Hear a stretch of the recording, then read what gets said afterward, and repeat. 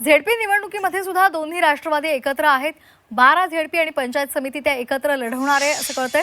राष्ट्रवादी शरदचंद्र पवार पक्षाचे शशिकांत शिंदे यांनी ही माहिती दिली आहे। तर एकत्र लढण्यासंदर्भात दोन्ही राष्ट्रवादीची चर्चा झालेली आहे असंही त्यांनी स्पष्ट केलेलं आहे।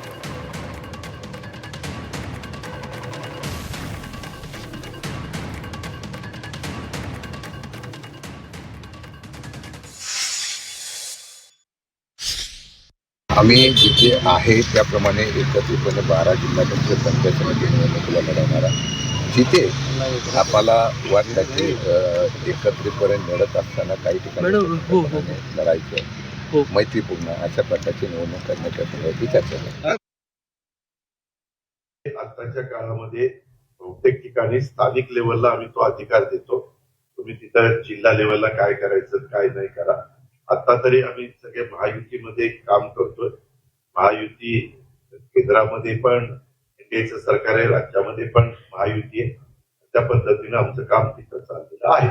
आतापर्यंत जेवढ्या काही निवडणुका झाल्या मागे आघाडीच्या काळात पण, तर असले स्थानिक स्वराज्य संस्थांच्या निवडणुकीच्या संदर्भामध्ये स्थानिकांना ते अधिकार दिले जातात आणि स्थानिक लोक त्याच्याबद्दलचा निर्णय घेतात।